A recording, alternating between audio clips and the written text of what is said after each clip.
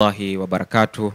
Wapenzi watazamaji wa channel hii yetu ya Ustadh Shafii Online TV, leo tena tupo katika mwendelezo wa vipindi vyetu vinavyopatikana katika channel hii. Tunakuomba ndugu msikilizaji na mtazamaji uweze kusubscribe, kushare, kulike na kucomment ili tuweze kusoma hizo comment zako, na wewe unaweza ukawa ni miongoni mwa watu ambao watazalisha vipindi vijavyo. Lakini vile vile tunaomba uwe pamoja nasi mwanzo mpaka mwisho katika hali ya kushirikiana katika kuhamasisha ama kuchangia dawa hizi na zile safari ambazo tulishazileta kwenu, maandalizi ya kwenda vijijini kwa ajili ya dawa. Leo tuna muendelezo na Sheikh wetu Sheikh Shafii. Tupo naye katika kipindi maalum, kipindi ambacho watu wamesababisha tukizungumzia hivi leo. Ama kwa hakika Sheikh Shafii, Mungu mwenyewe anasema katika Qur'ani, a'udhu billahi minash shaitani rajim, bismillahir rahmanir rahim, dhalikal kitabu la raiba fi. Kitabu kwa maana ya Qur'ani hakina shaka, kisichokuwa na shaka ndani yake. Lakini leo hii tunaleta pia hoja au mada ambayo imezalishwa na watu ambao wasiokuwa Waislamu, wakikitolea shaka kitabu ambacho Mungu kashasema hakina shaka ndani yake. Na shaka hizo zinatokana na aya ambazo wao wanazitilia shaka, ili wewe upate maana ya kuweza kuwafafanua, kuwafungua akili, shaka zao ziwaondoke kwa niaba yao, lakini pia kwa wale ambao wanatufuatilia katika channel hii ya Ustadh Shafii Online TV. Tutaanza na aya ambayo katika sura ya pili, aya ya 97. A'udhu billahi minash shaitani rajim, bismillahir rahmanir rahim, kul man kana aduwwan li Jibril fa innahu nazzalahu ala qalbik. Aya hii kwa mujibu wa Barwani, namna alivyotafsiri na watu ambao wasio kwa Waislamu wakaileta maana hiyo ili kuweka mkanganyiko, kuweka sitomfahamu katika watu ambao waamini ya Kiislamu wanaotufuatilia, lakini vile vile ambao hivi sasa wametuletea maswali haya, na wewe ni muda wako wa kuyajibu. Sheikh Shafii, Mungu amesema kul man kana aduwwa li Jibril fa innahu nazalahu ala qalbik.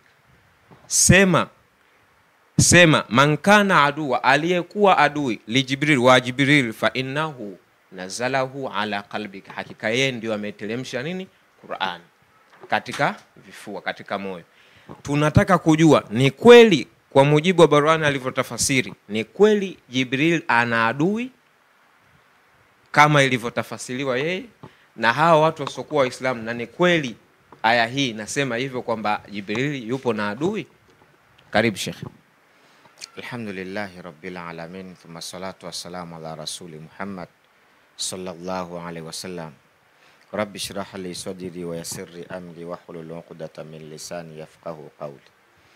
Wapenzi watukufu wa Kiislamu, baada ya kumshukuru Mwenyezi Mungu Subhanahu wa Ta'ala na kumtakia ziada rehema mtukufu wa daraja bwana mtume Muhammad sallallahu alaihi wasallam, Sheikh Said, narudia kusema kwamba hii ni Qur'ani. Qur'ani hii ndio inayotufanya sisi tuamini dini ya Kiislamu. Yani tunaamini Uislamu kwa sababu ya kupitia kitabu cha Qur'an. Tunaamini Uislamu kwa sababu ya usahihi wa kitabu cha Qur'an. Qur'an hii ilishuka mnamo mwaka 611 AD, karne ya 7. Sasa hivi tuna karne ya 21. Kwa hiyo kuanzia karne ya 7 mpaka ukienda katika karne ya 21 kuna karne 15 zimepita. Karne ya 7 ni kipindi ambacho wanasema ni that period, kipindi ambacho hakuna chochote kilichogunduliwa katika masuala ya teknolojia. Lakini Mungu katika kiza hiko, ambapo wao wanasema ni kipindi ambacho cha kiza, sisi tunasema ni kipindi cha nuru, kwa sababu ndio kipindi ambacho alishushwa bwana mtume Muhammad kushushiwa hii Qur'an. Sasa Qur'ani hii ilishuka kwa ukamilifu wa juzuu 30, ikawa na sura 114. Mungu akaweka bismillahi 114 kwa sababu sura ziko 114 na kila sura moja imewakilishwa na bismillahi moja. Manake tukipata kutaka kujua hesabu za bismillahi ziko ngapi, kwa sababu kila sura imewakilishwa na bismillahi, tutahesabu sura ziko ngapi. Kwa sababu sura ziko 114, automatically bismillahi zao nazo zipo 114. Lakini katika muujiza mkubwa sana ambao watu wangeutilia shaka kule kwa kuanza bismillahi kila sura kutimia 114. Surati Tauba haina bismillah. Sura ya 9 haina bismillah. Na maelezo ambayo yapo katika surati Tauba, wapo wanasema imeteremka wakati wa vita, na vita ni kipindi ambacho Mungu alitaka Waislamu washinde sana ile vita. Kwa hiyo hakuweka neno bismillahirrahman. Unajua ukiweka neno arrahman, wafasiri wanasema Mungu anasema waaswaitani fasatartu, uliniasi mimi nikakustiri, fa ana arrahman, basi mimi narehemu watu wote duniani. Ndio maana mwenye kuiba anapata, anafanya hivi anapata, anafanya hivi anapata. Mungu ana uwezo wa kumzuilia, lakini kwa sababu lile neno arrahman linatubeba. Lakini Mungu alishajua kuna watu watakuja kuuliza, kama mnasema bismillah ziko 114, surati Tauba haina bismillahi, namba ya 114 zitakuwa 113 kwa kukosekana sura moja bismillah. Mungu akawaambia hiyo sio tatizo wala hamna shaka. Katika surati Namli aliweka bismillah hizi. Si ndio hivyo Said? Moja mwanzo wa sura, lakini moja aya ya 18 kama sikosei. Suleiman anaandika barua kwa Malkia Balkis. Barua inaanza kusema innahu min Sulaimani wa innahu bismillahirrahmanirrahim. Bismillah ngapi Said? Hii bismillah hii kabeba katika hesabu ya bismillah 114. Akaweka aya 6236, akatamka maneno 76440 yaliyokusanywa katika herufi 322,373.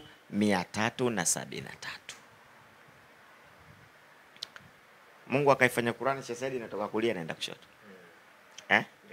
Wataalamu wa kutengeneza vitabu vyote vinatoka kushoto vinaenda. Sio? Ikawa shida, kwa nini Qur'ani itoke kulia iende? Kuna muujiza gani mkubwa? Tunawaambia sisi hata tuseme kisayansi, tunasema muujiza wa kijinga tu. Kutoka kulia kwenda kushoto ndio system ya uumbaji wa Mwenyezi Mungu.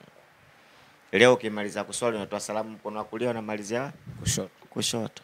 Aliyetengeneza chupa yakajaza maji ili upate maji, twende tu kijinga vile, ili unywe maji kifuniko utafungua kulia kwenda kushoto. Ili upate chai katika chupa ya chai utafungua kulia kwenda kushoto. Ili upate maji ya kunywa katika kokea bomba utafungua kulia kwenda kushoto. Hata wana usalama barabarani wanakuambia ili uvuke kwa salama, sharti ya kwanza utazame kulia kisha malizia kushoto. Huu mfano wa kijinga tu tunawapa. Hatuzami kule kwa nini wa hivyo kisayansi. Sasa maneno haya Sheikh Said hawakuanza kupiga vita hawa wa sasa. Mwanaelewa? Maneno haya yalianza kupigwa vita toka watu wa kale wa zama hizo. Qur'ani inashushwa, wao wanaikataa Qur'ani. Lakini Qur'ani ilisimama katika msimamo wake.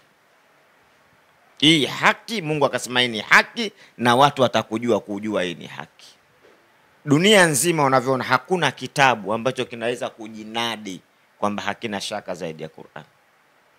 Kwa nini? Kwa sababu mkono wa mwanadamu lazima utakosea, ndio maana penseli imekuwa nini? Ufutio. Hata maimamu wa Kiislamu wakiandika vitabu wanasema ukiona kosa humu, maneno yangu mimi na ya mtume fuata ya nani? Ya mtume. Hata bwana Mtume Muhammad aliwahi kusema, mimi mwanadamu ninaposahau nikumbusheni.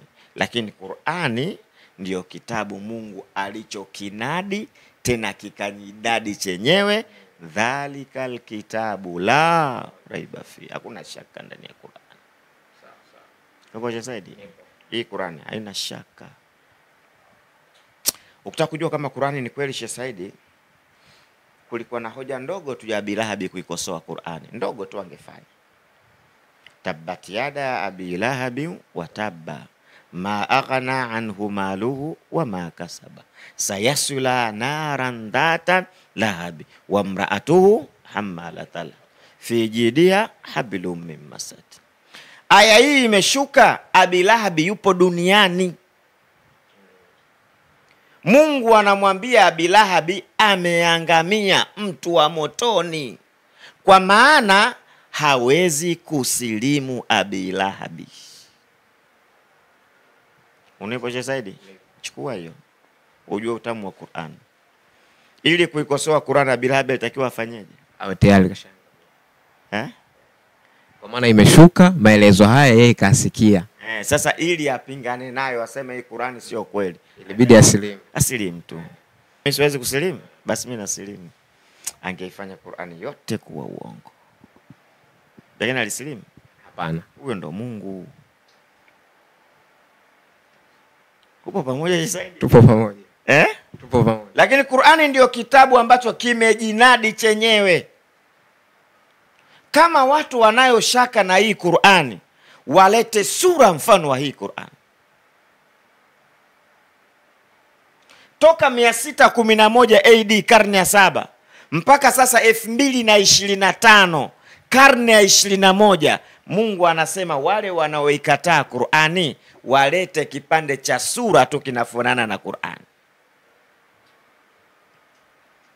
Mtu mmoja ndo akatoa Al-Qariya, akasema al-fil, tembo. Wama adraka mal-qariya, wama adraka mal-fil, walladhi khurtumuhu al-kabir. Anatoa sasa yeye mkia wake mrefu, akawa anatoa hivyo, ndo anatoa mfano wa Qur'an. Umeelewa Saidi? Kwa hiyo Qur'ani hii sasa haina mashaka, yenyewe na jinadi. Toka kipindiko mpaka leo hakuna aliyeweza kuleta sura mfano wa Qur'ani ili iwe na mashaka. Mungu anasema ili muone hii na mashaka, leteni sura tu. Kuna mtu alitoa mpaka leo? Hapana. Hakuna mtu atoa. Kuna mtu anatia doa katika Qur'ani? Hapana. Mungu anasema sisi tumeteremsha Qur'ani, wa inna nahnu lahu la, sisi tutahifadhi Qur'ani. Hakuna mtu anaweza kutia doa katika Qur'ani. Hakuna. Sasa hawa ni watoto wadogo sana, ni watu wasiokuwa na elimu, wanakuja kuikataa Qur'an. Lakini wamepita wana science, mabingwa na mabingwa, wameikubali Qur'an. Waliikataa mwanzo, lakini mwisho wa siku katika utafiti wao wakasema Qur'ani ni haki. Kuna kitabu kama Qur'an? Hakuna. Mmoja tu, wanasayansi walipinga jua alitembei. Mimi mpaka shule tumesoma jua kwamba limesimama tu, alitembei. Mmoja mkasema washamsu tajiri, jua linafanyaje? Linatembea. Wao karne ya 20 19 ndio wamesema kwa kweli jua linafanyaje? Wamekubali. Lakini Qur'ani ilibaki pale pale. Nyinyi hamjui, Mungu ndo anajua zaidi. Lakini Sheikh Saidi, Qur'ani ndio kitabu kilichojinadi na kutaka watu walete ikhtilafu. Pale Mungu anaposema afala yatadabbaruna al-Qur'ana. Wana nini hawa? Makafiri wana nini hawa? Kwa nini hawaizingatii hii Qur'ani hawa makafiri? Lau kana min indi ghairi Allah, lau kana kwamba Qur'ani ingekuwa haijatoka kwa Mungu wa kweli, la wajadu fihi ikhtilafan kathira, watakuta ndani yake kuna nini? Ikhtilafu nyingi. Kwa hiyo wanajaribu kuchezea kutoa ikhtilafu ionekane sio kitabu cha Mungu, na Mungu kashasema humu hamna ikhtilafu. Kwa maana sasa hapa tunasema baada ya kushindwa kutoa mfano wa Qur'ani, wanatoa zile hoja zao za kuikosoa Qur'ani. Ni dhaifu, huwezi kukosoa Qur'ani. Sisi watu wa Qur'ani wenyewe huwezi kuitoa makosa. Unavyokuja ndivyo tunavyokupokea. Unavyokuja wewe, ukitaka kutuletea ujanja sisi tutakuletea ujanja. Wewe utakijifanya unajua, sisi tutakwambia unajua. Ukitaka elimu utapata elimu. Yaani sisi tunakutazama wewe unakujaje, unataka nini? Nilikwenda Nairobi Sheikh Saidi, nikasema kwamba ma faratna fi kitabi min shay'in, Qur'ani haijaacha chochote. Akapanda mtu mmoja akasema katika jambo ambalo Qur'ani imekosea hilo. Nikamwambia kwa nini? Haijaacha chochote. Nikamwambia haijaacha chochote. Naomba Qur'ani itaje lile freezer linakaa soda ngapi? Lile freezer linakaa soda ngapi? Qur'ani iseme kama haijaacha kitu. Sheikh Said, mimi sikupata tabu, nikamuita mwenye freezer, njoo. Wewe bwana, ukipanga vizuri soda zako zinakaa ngapi? Akasema mimi nikipanga vizuri zinakaa kama 100, 200, 300. Kaambia bwana, umepata jawabu hilo? Akasema hapana, nataka Qur'ani ndio iseme.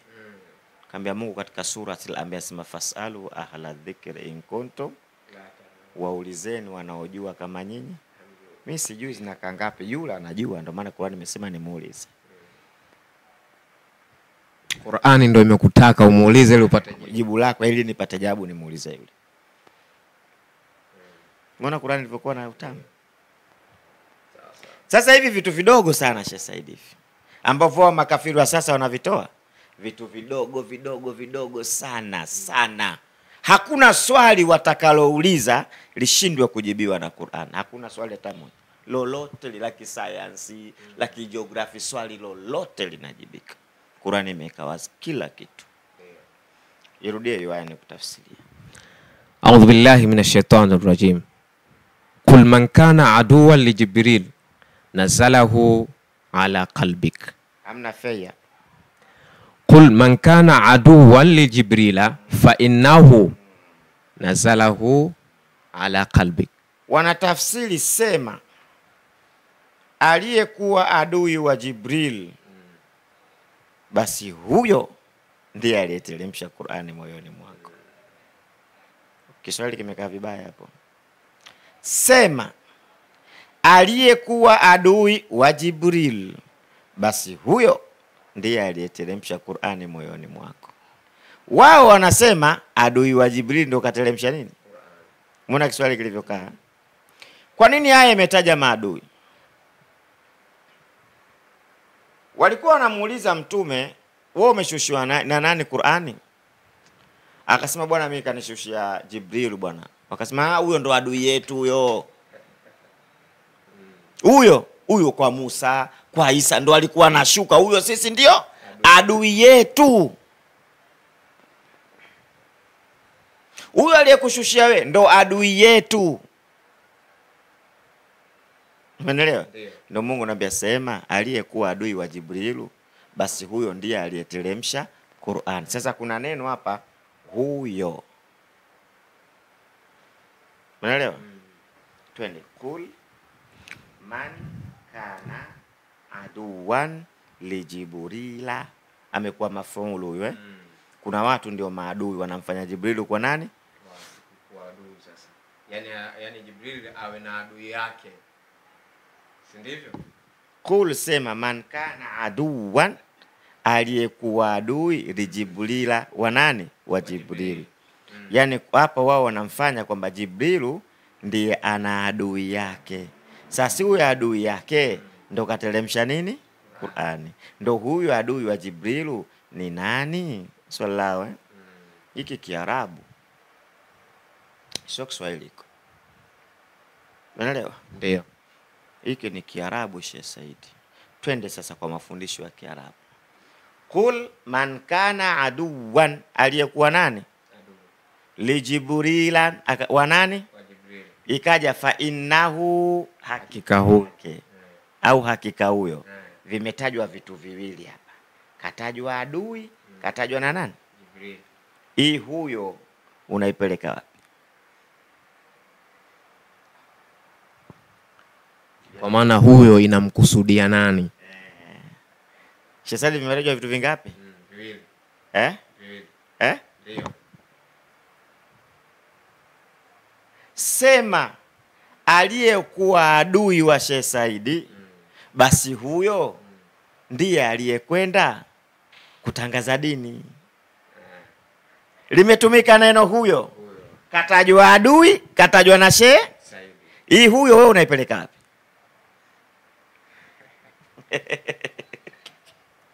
Au unasaudia leo Sheikh Said? Sijakuelewa hapo vizuri.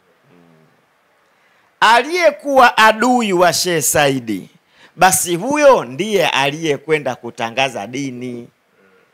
Kuna adui na kuna Sheikh. Nani katika wawili aliyekwenda kutangaza dini? Hapo moja kwa moja itakuwa huyo ambaye adui sasa. Kwa tafsiri yako wewe. Unaona unaungana na wao sasa. Unaona unapoungana na wewe sasa? Ndio maana nikakwambia Kiswahili kimekaa vibaya. Twende sasa Kiarabu. Kul man kana aduwan li Jibrila, Neno la mwisho hapa ni nini? Jibril. Jibril ndo katajwa wapi? Mwisho. Fa innahu, Kiarabu kuna hii he, unaiona hii? Hii inaitwa dhamiri mkusudiwa. Wataalamu wanasema alhau, hii ni dhamiri yaudu, inarudi ila aqrabil madhkur, kwa kitu kilichotajwa, ila kilichotajwa karibu.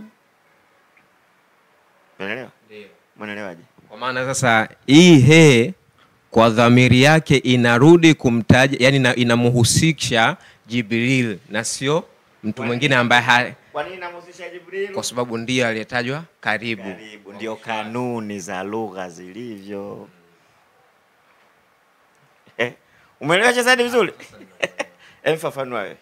Kwa mujibu wa aya hii na kwa mujibu ulivyoichambua hii ha au tunasema hii he, namna dhamiri inavyotumika, yule aliyetajwa karibu au kwamba yule aliyetajwa kiwazi wazi ndo inarudi kwake. Kwa hiyo nikisema aliyekuwa adui wa Sheikh Saidi, huyo ndiye aliyekwenda kutangaza dini. Huyo sasa itarudi kwa Sheikh Saidi kwa sababu ndiye aliyetajwa karibu. Umeelewa vizuri? Ndio. Sheikh Saidi, umeelewa vizuri? Nimekuelewa. Kwa mujibu wa hii dhamiri ulivyoichambua nimekuelewa. Nasema hii Qur'ani, watu wasifikie tu wakachukua tafsiri yao, mtu kasoma Kiswahili anajua kutafsiri. Hapana, hii ni Qur'ani, kuna vitu hapa. Sawa? Sasa huko sasa 97 alivyotafsiri Farsi, sema anayemfanyia ushinde Jibril kwa kuwa ndiye aliyemletea utume Nabii Muhammad. Kwa maana Jibrilu ndiyo kamletea utume Nabii nani? Muhammadi.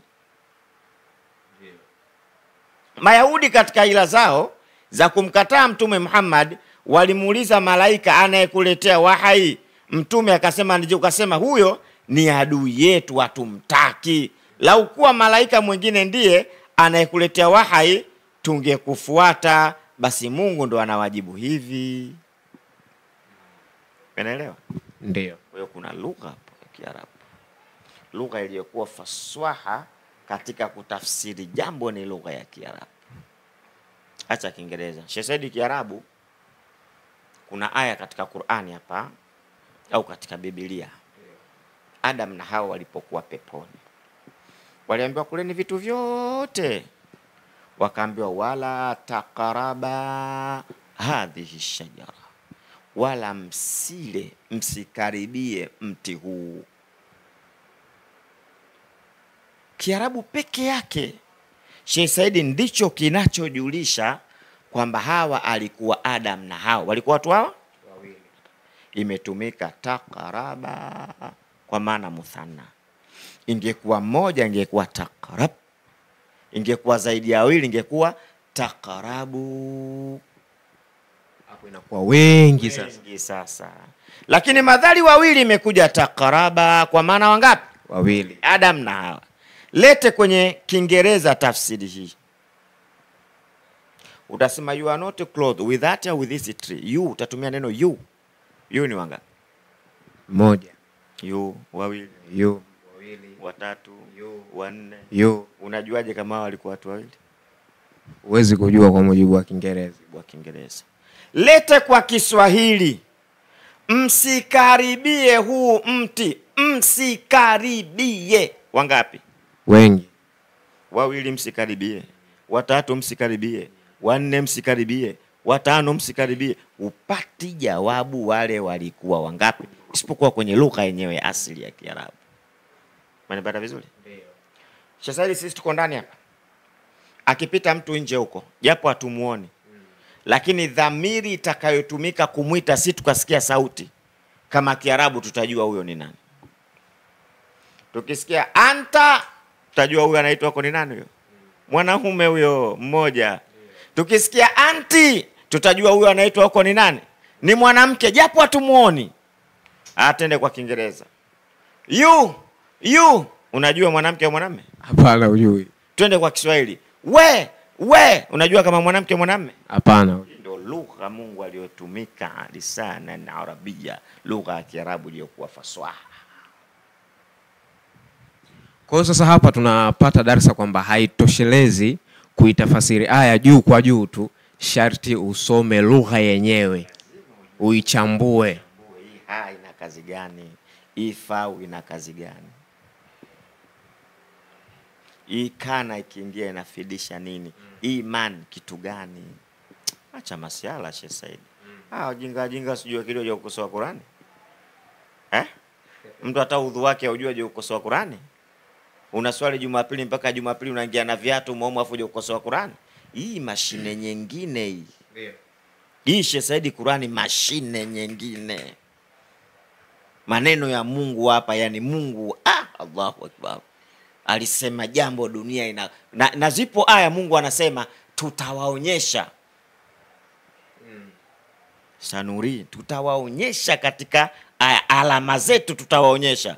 611 imeshuka tutawaonyesha. Leo tukisoma na sisi nasema tutawaonyesha. Yani Mungu uko mbeleni kuna vitu vitakuja kugundulika sisi hatupo wala tuvijui. Kama sisi tulivyogundua vitu leo, watu wa nyuma hawavijui vikoje. Ndio sasa Qur'ani. Ndio ilivyo Qur'ani.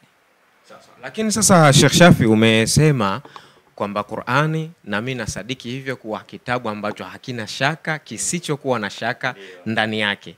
Lakini kwa mujibu wa aya hii namna ulivyoieleza ni wazi sasa watu wanaenda kuelewa. Lakini watu hawakuishia hapo. Na wanaendelea kuzitoa zile sababu ambazo wanahisi wao kwao ni changamoto na kutaka kuwapoteza watu wengine. Na kwa kuwa hawakuishia hapo, wakaja kuizungumzia aya hii ambayo inapatikana katika sura ya 4 aya 79. Baada a'udhu billahi minash shaitanir rajim, bismillahir rahmanir rahim. Ma asabaka min hasanatin faminallahi wa ma asabaka min sayyi'atin famin nafsik wa arsalnaka linnasi rasula. Tatizo liko hapa. Wema uliokufikia umetoka kwa Mwenyezi Mungu, na ubaya uliokufikia unatoka nafsini mwako. Mwenyezi Mungu umefanya mambo hata yakakufika hayo. Shida ipo hapa. Nasi tumekupeleka kwa watu kuwa mtume. Shida ipo hapa. Tunaamini Mwenyezi Mungu ni mmoja. Au wewe unashaka katika hilo?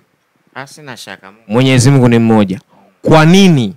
Hoja yao ipo hapo. Kwa nini Mungu amesema nasi tumekupeleka? Kwa nini aseme mimi nimekupeleka? Warabu tunarudi kwenye lugha tena.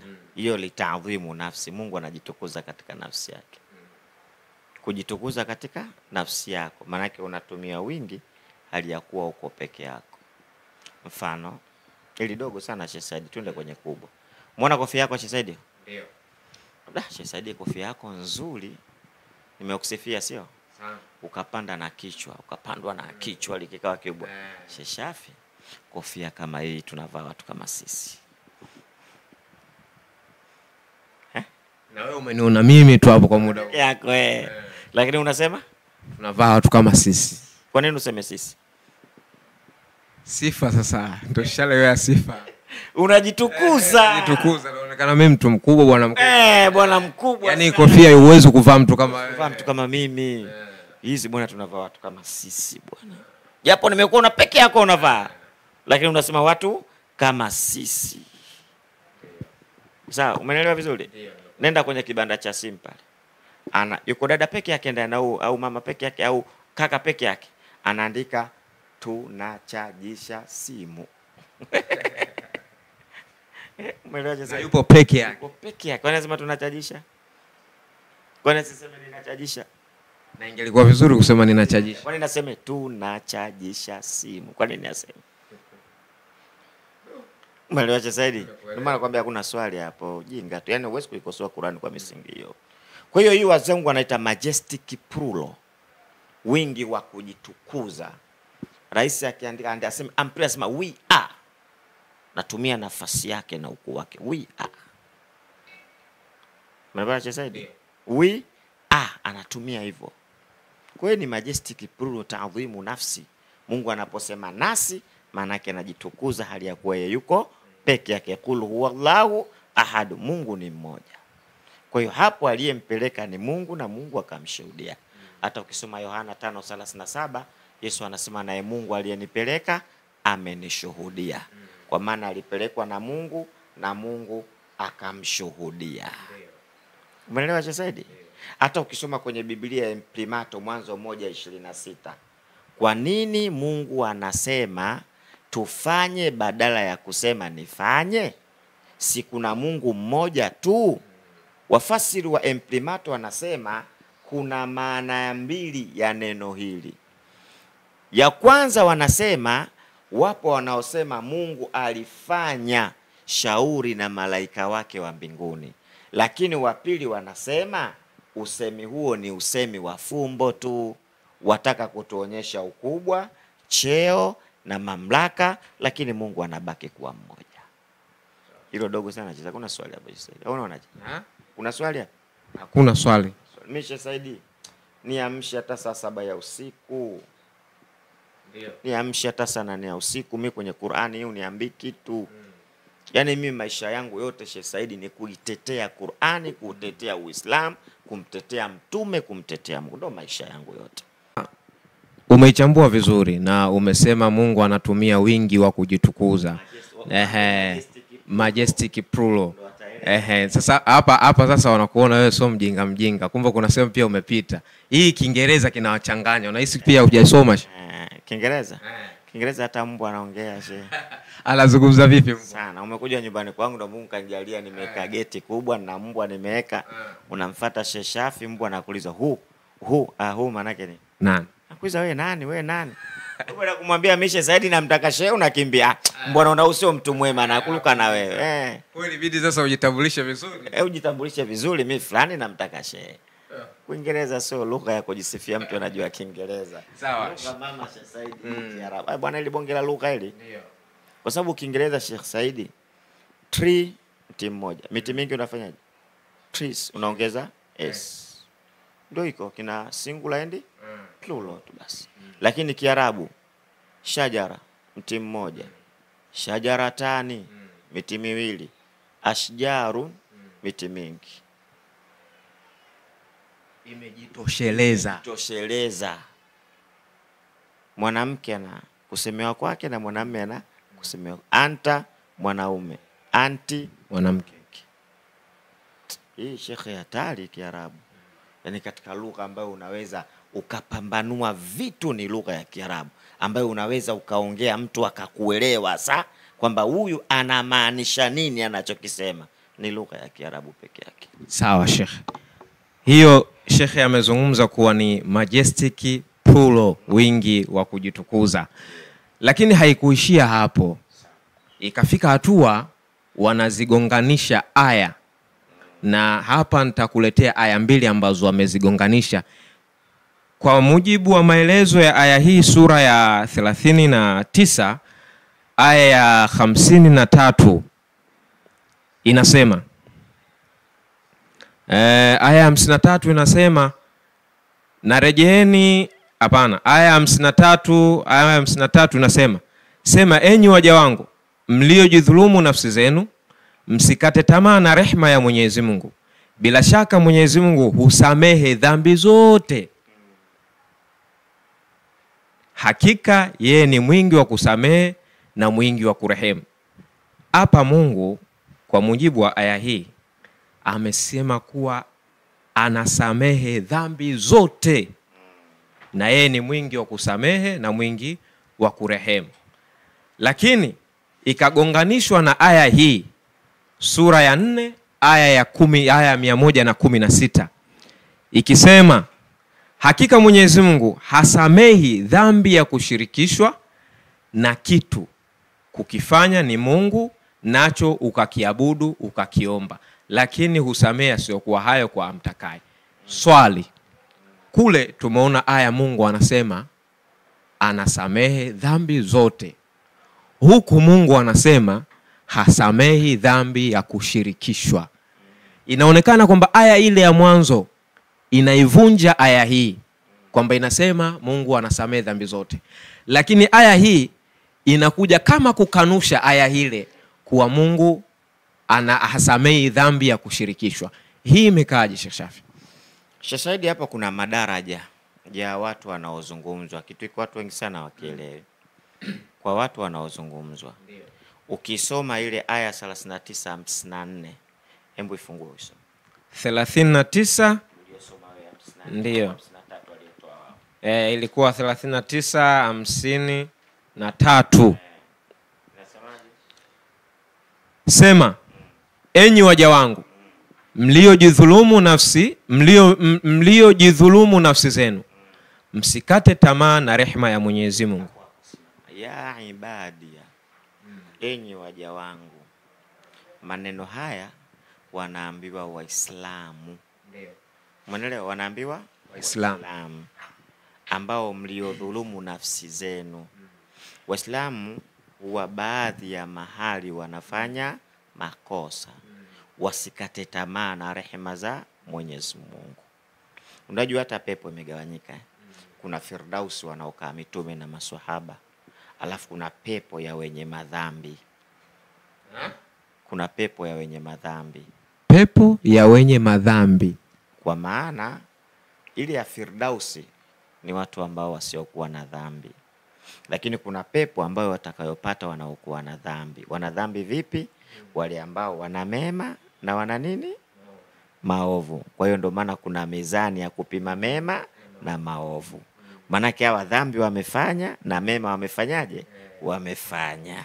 Kwa hiyo sasa ule wema utakapokuwa mzito, sawa? Wema utakapokuwa mzito, yani ukashinda madhambi, hawa wanaitwa waja wa Mungu, wanapelekwa wapi? Peponi. Kwa hiyo hawa waja wa Mungu, Mungu anawaambia msikate tamaa na rehema za nani? Mwenyezi Mungu anasamehe madhambi yote. Kwa maana hawa kwanza ni Waislamu. Kwa kuwa sasa ni Waislamu, wana makosa madogo madogo walioyafanya. Walladhina yajitanibuna kabaira al-ithma wal fawahisha illa lamama. Watu ambao wanajiepusha na madhambi makubwa, isipokuwa kuna vizambi vidogo vidogo watavifanya. Hawa Mungu anaambia msikate tamaa na rehema zangu madhambi yote. Kwa nini anasamehe? Yale madhambi madogo madogo mnayoyafanya, Mungu anayasamehe. Lakini aya nyingine Mungu anasema hasamehe madhambi ya kumshirikisha Mungu. Ukimshirikisha Mungu, we sio Muislamu. Umenipata? We ukimshirikisha Mungu umetoka kwenye nini? Uislamu. Ili upate fursa ya kusamehewa madhambi yako, utoke kwenye ushirikina, uingie kwenye nini sasa? Uislamu. Ukiacha ule ushirikina ule, Mungu anakusamehe madhambi yako yote. Lakini ukiwa mshirikina, hata ukiomba msamaha wewe ufanyeje? Usamehewe. Ili usamehewe kwanza, utoke katika gurudumu la ushirikina, uingie katika gurudumu la Uislamu. Sawa sawa, na Uislamu una nguzo ngapi za Islam? 5. Lakini nguzo 5 zinabebwa na nguzo ngapi? Na nguzo gani? Moja ambayo ni nini? Shahada. Ukiswali hali ya kuwa una shahada, vipi utakubaliwa? Hapana. Ili sasa ikubaliwe ibada zako sharti utoe nini? Kwa hiyo shahada ndiyo nguzo ya kubeba yale mengine. Na kule sasa ili usamehewe nguzo yako sharti utoke kwenye nini? Ushirikina. Umepata vizuri? Ndio. Kisadi hujanipata. Nimekupata. Ila sasa hapo nina swali. Kabla hujaondoka kwenye kipande hicho. Tumetoka kufunga mwezi mtukufu wa Ramadhani. Na tulikuwa tunaona wale ambao wasio kuwa Waislamu wakipendezewa sana na ibada hii ya funga, lakini vile vile kuswali. Vipi hapa? Hali ya kuwa tayari ushasema kuna ibada au kuna mema ambayo hata ukiyafanya malipo yake au tunasema ni sawa na bure kwa sababu huna shahada. Vipi huyu mtu ambaye atafunga hali ya kuwa yeye si mkusudiwa, atafanya ibada hali ya kuwa hiyo hana shahada? Inakuwaje? Maana ndio nakuja. Na kafaru a'malahum, wale ambao waliokufuru matendo yake, Mungu anasema kama mangati jangwani, yahsabuhu dham'anu ma'an, anafikiria mwenye kiu kwamba yale ni maji, kila akienda haoni maji. Mfano wake nini? Barabara ya rami kwenye jua kali, mbele unaona kama ni Ni kweli. Kama maji hivi, kama barabara imeloa. Hapana. Basi wale ambao waliokufuru matendo yao watayaona, lakini hawayapati. Ili wayapate sasa, watoe shahada.